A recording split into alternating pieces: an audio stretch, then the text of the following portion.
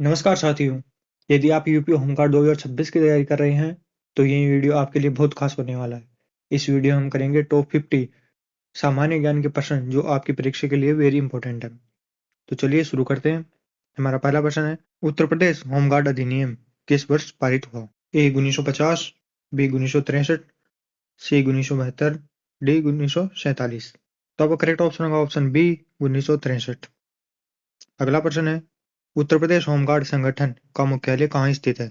ए Kanpur, B Prayagraj, सी Lucknow, D Noida. तो आपका बिल्कुल करेक्ट आंसर हो जाएगा ऑप्शन सी लखनऊ। अगला प्रश्न है, होमगार्ड स्थापना दिवस कब मनाया जाता है? ए 15 अगस्त, बी 26 जनवरी, सी 6 दिसंबर, डी 2 अक्टूबर। तो आपका बिल्कुल करेक्ट ऑप्शन होगा ऑप्शन सी 6 दिसंबर। अगला प्रश्न है, उत्तर प्रदेश होमगार्ड विभाग के सर्वोच्च अधिकारी का पदनाम क्या होता है? ए पुलिस महानिदेशक, बी कमांडेंट जनरल, सी जिला मजिस्ट्रेट, डी पुलिस आयुक्त। तो आपका करेक्ट ऑप्शन होगा ऑप्शन बी जनरल कमांडेंट। अगला प्रश्न है, उत्तर प्रदेश होमगार्ड विभाग किस मंत्रालय के अधीन कार्य करता है? ए रक्षा मंत्रालय, बी गृह मंत्रालय, होमगार्ड विभाग, सी वित्त मंत्रालय, डी समाज कल्याण विभाग। तो आपका करेक्ट ऑप्शन होगा ऑप्शन बी गृह मंत्रालय या होमगार्ड विभाग। अगला प्रश्न है, होमगार्ड स्वयंसेवक की सेवानिवृत्ति आयु वर्तमान में कितनी है? ए 58 वर्ष, बी 60 वर्ष, सी 62 वर्ष, डी 65 वर्ष। तो अब करेक्ट ऑप्शन होगा ऑप्शन सी 62 वर्ष। अगला प्रश्न है, होमगार्ड्स का आदर्श वाक्य क्या है? ए सेवा और सुरक्षा, बी निष्काम सेवा, सी सदैव तत्पर, डी वीरता और विवेक। तो आपका करेक्ट ऑप्शन होगा ऑप्शन बी निष्काम सेवा। अगला प्रश्न है, होमगार्ड्स को वेतन के बदले क्या मिलता है? ए मासिक वेतन, बी ड्यूटी भत्ता, सी पेंशन, डी ग्रेचुइटी। तो आपका करेक्ट ऑप्शन होगा ऑप्शन बी ड्यूटी भत्ता। अगला प्रश्न है, उत्तर प्रदेश में होमगार्ड्स की कुल स्वीकृत संख्या लगभग कितनी है? ए 50,000, बी 80,000, सी 1,18,000 से अधिक, डी 2 लाख। तो आपका करेक्ट ऑप्शन होगा ऑप्शन सी 1,18,000 से अधिक। अगला प्रश्न है, जिला स्तर पर होमगार्ड का प्रमुख अधिकारी कौन होता है? ए पुलिस अधीक्षक, एसपी, बी जिला कमांडेंट, सी मंडलीय कमांडेंट, डी प्लेटून कमांडर। तो आपका करेक्ट ऑप्शन होगा ऑप्शन बी जिला कमांडेंट। अगला प्रश्न है, होमगार्ड्स का मुख्य कार्य क्या है? ए सीमा सुरक्षा, बी कानून और व्यवस्था बनाए रखने में पुलिस की सहायता करना, सी खुफिया जानकारी एकत्रित करना, डी केवल ट्रैफिक संभालना। तो आपका करेक्ट ऑप्शन होगा ऑप्शन बी कानून व्यवस्था बनाए रखने में पुलिस की सहायता करना। अगला प्रश्न है, होमगार्ड्स को कॉल आउट करने की शक्ति किसके पास होती है? ए ग्राम प्रधान, बी जिला कमांडेंट या सक्षम प्राधिकारी, सी केवल मुख्यमंत्री, डी केवल प्रधानमंत्री। तो आपका करेक्ट ऑप्शन होगा ऑप्शन बी जिला कमांडेंट। अगला प्रश्न है, क्या होमगार्ड्स को चुनावी ड्यूटी में लगाया जाता है? ए हाँ हमेशा, बी नहीं कभी नहीं, सी केवल लोकसभा चुनाव में, डी केवल पंचायत चुनाव में। तो आपका करेक्ट ऑप्शन होगा ऑप्शन ए हमेशा, हाँ। अगला प्रश्न है, उत्तर प्रदेश होमगार्ड्स अधिनियम 1963 की किस धारा में होमगार्ड्स के कर्तव्य बताए गए हैं? ए धारा 2, बी धारा 4, सी धारा 10, डी धारा 15। तो आपका करेक्ट ऑप्शन होगा ऑप्शन बी धारा 4। अगला प्रश्न है, होमगार्ड्स संगठन मूल रूप से किस प्रकार का संगठन है? ए सैन्य संगठन, बी अर्धसैनिक बल, सी स्वयंसेवी संगठन, डी निजी सुरक्षा एजेंसी। तो आपका करेक्ट ऑप्शन होगा ऑप्शन सी स्वयंसेवी संगठन। अगला प्रश्न है, होमगार्ड्स को प्रशिक्षण के दौरान कौन सा हथियार चलाने का प्रशिक्षण दिया जाता है? ए AK-47, बी .303 राइफल या SLR, सी रॉकेट लॉन्चर, डी टैंक। तो आपका करेक्ट ऑप्शन हो जाएगा ऑप्शन बी .303 राइफल। अगला प्रश्न है, होमगार्ड्स का झंडा दिवस किस महीने में मनाया जाता है? ए जनवरी, बी अगस्त, सी दिसंबर, डी मार्च। तो आपका करेक्ट ऑप्शन होगा ऑप्शन सी दिसंबर। अगला प्रश्न है, होमगार्ड्स विभाग में वेतनिक कर्मचारी कौन होते हैं? ए होमगार्ड स्वयंसेवक, बी प्लाटून कमांडर, सी कार्यालय के लिपिक और अधिकारी, डी बी और सी दोनों। तो आपका करेक्ट ऑप्शन होगा ऑप्शन डी बी और सी दोनों, प्लाटून कमांडर और कार्यालय के लिपिक और अधिकारी, बी और सी दोनों।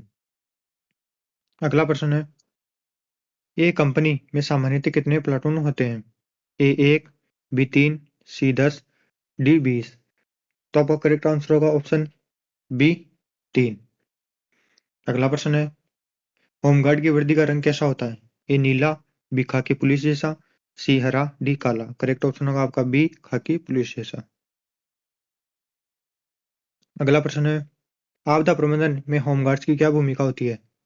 ए कोई भूमिका नहीं, बी राहत और बचाव कार्य में सहायता करना, सी केवल मीडिया कवरेज, डी घर पर रहना। तो आपका करेक्ट ऑप्शन हो जाएगा ऑप्शन बी, राहत और बचाव कार्य में सहायता करना। अगला प्रश्न है, होमगार्ड भर्ती के लिए न्यूनतम आयु सीमा सामान्यतः क्या होती है? ए 16 वर्ष, बी 18 वर्ष, सी 21 वर्ष, डी 25 वर्ष। तो आपका करेक्ट ऑप्शन होगा ऑप्शन बी 18 वर्ष। अगला प्रश्न है, होमगार्ड्स के लिए केंद्रीय प्रशिक्षण संस्था उत्तर प्रदेश में कहाँ स्थित है? ए आगरा, बी लखनऊ, सी वाराणसी, डी मेरठ। तो आपका करेक्ट ऑप्शन होगा ऑप्शन बी लखनऊ। अगला प्रश्न है, कमांडेंट जनरल किस रैंक का अधिकारी होता है? ए इंस्पेक्टर, बी डीएसपी, सी आईपीएस डीजी स्तर का, डी सिपाही। तो आपका करेक्ट ऑप्शन होगा ऑप्शन सी आईपीएस और डीजी स्तर का। अगला प्रश्न है, होमगार्ड्स को यातायात ड्यूटी के दौरान किसके निर्देश मान्य होते हैं? ए ट्रैफिक पुलिस, बी होमगार्ड विभाग, सी ए और बी दोनों, डी किसी के नहीं। तो आपका करेक्ट ऑप्शन होगा ऑप्शन सी ए और बी दोनों के। ट्रैफिक पुलिस के भी मान्य होते हैं और होमगार्ड विभाग के मान्य होते हैं। अगला प्रश्न है, होमगार्ड्स को ड्यूटी पर न आने पर क्या दंड मिल सकता है? ए वेतन वृद्धि, बी निलंबन या सेवा समाप्ति, सी पदोन्नति, डी कोई दंड नहीं। तो आपका करेक्ट आंसर होगा ऑप्शन बी निलंबन या सेवा समाप्ति।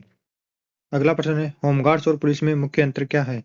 ए वर्दी का रंग, बी पुलिस राज्य कर्मचारी है और होमगार्ड स्वयंसेवक है, सी दोनों के अंदर सरकार के अधीन है, डी कोई अंतर नहीं।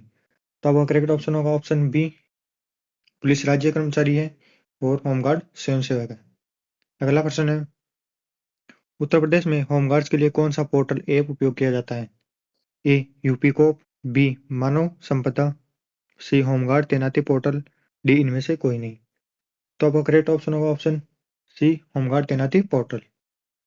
अगला प्रश्न है, एक प्लाटून का प्रमुख कौन होता है? A platoon commander, B company commander, C section commander, D havildar. तो आपका करेक्ट ऑप्शन होगा ऑप्शन ए प्लाटून कमांडर। अगला प्रश्न है, होमगार्ड्स को रेलवे सुरक्षा के लिए किसके साथ तैनात किया जाता है? ए जीआरपी राजकीय railway police, B RPF railway सुरक्षा बल, सी ए और बी दोनों, डी अकेले। तो आपका करेक्ट ऑप्शन होगा ऑप्शन ए जीआरपी राजकीय रेलवे पुलिस। अगला प्रश्न है, होमगार्ड्स की भर्ती प्रक्रिया में इनमें से क्या शामिल है? ए केवल लिखित परीक्षा, बी केवल इंटरव्यू, सी शारीरिक दक्षता और मेरिट, डी केवल सिफारिश। तो आपका करेक्ट ऑप्शन होगा ऑप्शन सी फिजिकल टेस्ट और मेरिट। अगला प्रश्न है, होमगार्ड्स को अनुशासन में रखने के लिए कौन जिम्मेदार होता है? ए जिला कमांडेंट, बी जिलाधिकारी, सी मुख्यमंत्री, डी सरपंच। तो आपका करेक्ट ऑप्शन होगा ऑप्शन ए जिला कमांडेंट। अगला प्रश्न है, होमगार्ड्स का गठन भारत में सबसे पहले किस वर्ष के आसपास शुरू हुआ था?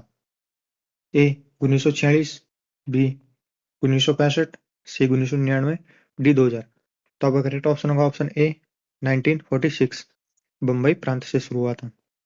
अगला प्रश्न है, कुंभ मेला या बड़े मेलों में होमगार्ड्स का क्या कार्य होता है? ए दुकान लगाना, बी भीड़ नियंत्रण, सी टिकट बेचना, डी विश्राम करना। तो आपका करेक्ट ऑप्शन होगा ऑप्शन बी भीड़ नियंत्रण करना। अगला प्रश्न है, होमगार्ड्स को दिए जाने वाले पहचान पत्र आईडी कार्ड को कौन जारी करता है? ए थाना प्रभारी, बी जिला कमांडेंट, सी ग्राम प्रधान, डी विधायक। तो आपका करेक्ट ऑप्शन होगा ऑप्शन बी जिला कमांडेंट। अगला प्रश्न है, क्या होमगार्ड को दूसरे राज्य में ड्यूटी के लिए भेजा जा सकता है? ए हाँ आवश्यकता पड़ने पर, बी नहीं कभी नहीं, सी केवल पड़ोसी जिले में, डी केवल विदेश में। तो आपका करेक्ट ऑप्शन होगा ऑप्शन ए हाँ आवश्यकता पड़ने पर। अगला प्रश्न है, होमगार्ड के ध्वज का क्या रंग होता है? ए केवल लाल, बी केवल सफेद, सी लाल और नीला, डी हरा और पीला। तो आपका करेक्ट ऑप्शन होगा ऑप्शन सी, लाल और नीला। अगला प्रश्न है, निष्काम सेवा का क्या अर्थ है? ए बिना काम की सेवा, बी स्वार्थ रहित सेवा, सी पैसे के लिए सेवा, डी जबरदस्ती सेवा। तो आपका करेक्ट आंसर होगा ऑप्शन बी, स्वार्थ रहित सेवा। अगला प्रश्न है, होमगार्ड्स के अवैतनिक अधिकारियों में सबसे ऊंचा पद कौन सा होता है? A company commander, B divisional commandant, C platoon commander, D block organiser. तो आपका करेक्ट ऑप्शन हो जाएगा ऑप्शन ए, कंपनी कमांडर।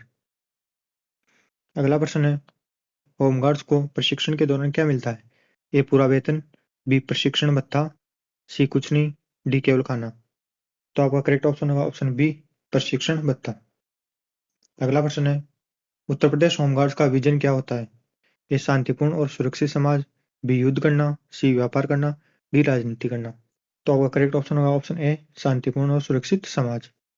अगला प्रश्न है, होमगार्ड्स की परेड का निरीक्षण कौन करता है? ए हवलदार, बी कमांडेंट या वरिष्ठ अधिकारी, सी डॉक्टर, डी शिक्षक। तो आपका करेक्ट ऑप्शन होगा ऑप्शन बी, कमांडेंट। अगला प्रश्न है, होमगार्ड्स की शारीरिक दौड़ आमतौर पर कितने किलोमीटर की होती है पुरुषों के लिए? ए 100 मीटर, बी 2 किलोमीटर, सी 5 किलोमीटर या निर्धारित समय में, डी 20 किलोमीटर। तो आपका करेक्ट ऑप्शन होगा ऑप्शन सी, 5 किलोमीटर। अगला प्रश्न है, होमगार्ड्स विभाग में बीओ का पूरा नाम क्या है? A block officer, B block organiser, C big officer, D beat officer. तो आपका करेक्ट ऑप्शन होगा option B, block organiser, option B. अगला प्रश्न है, क्या होमगार्ड्स को महिला हेल्प डेस्क पर तैनात किया जा सकता है?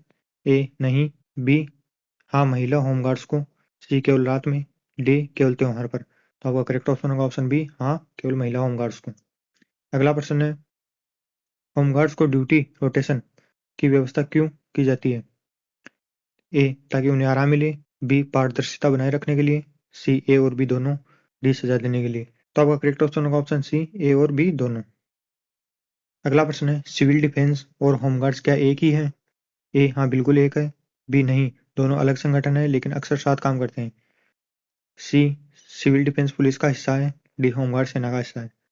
तो आपका करेक्ट ऑप्शन हो जाएगा ऑप्शन बी, नहीं दोनों अलग संगठन है लेकिन अक्सर साथ काम करते हैं। अगला प्रश्न है, उत्तर प्रदेश में होमगार्ड्स मंत्री स्वतंत्र प्रभार का पद क्या है? ए प्रशासनिक पद, बी राजनीतिक पद, सी न्यायिक पद, डी स्वयंसेवी पद। तो आपका करेक्ट ऑप्शन होगा ऑप्शन बी, राजनीतिक पद। अगला प्रश्न है, होमगार्ड्स को मिलने वाली सुविधाओं में क्या शामिल नहीं है? ए वर्दी, बी ड्यूटी भत्ता, सी सरकारी आवास, डी यात्रा भत्ता ड्यूटी के दौरान। तो आपका करेक्ट ऑप्शन होगा ऑप्शन सी, सरकारी आवास।